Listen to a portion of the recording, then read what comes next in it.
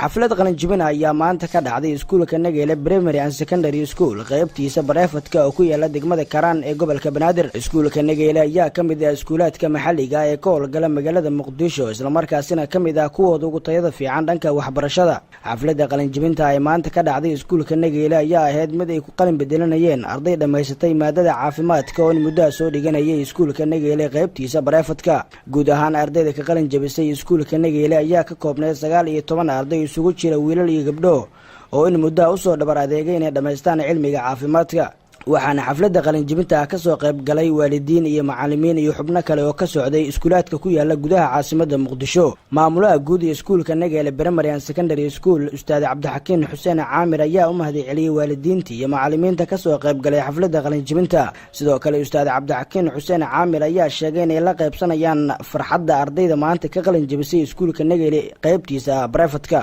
baranay waantana shahaadadooda qaadanayeen waa u mahadcelinayaa waana u hambalyeynaya dadaalka badan juhdiga badan ay bixiyeen waalidiintooda garab istaagsanay oo heli hool garab istaagsanay oo waqtigooda iyo qarashna ku dhuminayeen waa u mahadcelinaya dhammaan waalidiinta iyo dhammaan bahweynta Soomaaliyeed waxaan ugu baaqayaa in waxbarashada la xoojiyo maanta qof walba waxay wax ku tahay waa waxay baratay waxaad wax ku naqanaysaa adigu waa waxa adigu baratay marka ubadka teelka soo koraayo aan maskaxdooda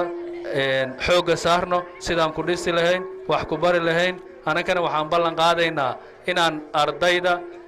ubadka Soomaalida soo koraayo aan soo saarno ubadya dhan kasta ka fiyow dhanka maskaxda aqoon leh maskaxdooda si weyn u fikirayo oo maskaxda wax soo saarta leh insha Allah ta'ala soo saari doonaa waan ku dadaalaynaa waalidiintana say garab noola istaagsanayeen inay saasoo kalena la garab istaagaan waan ugu baaqayaa. gabagabadii xafladda ayaa ardayda la guddoonsiiyay shahaadooyinkooda iyadoona ay ardayda guddoonsiinayeen shahaadooyinka macallimiin wax ka dhiga iskuulaadka maxalliga ee ku yaala magaalada Muqdisho. Shariif Yuusuf Cali, Saab TV, magaalada Muqdisho.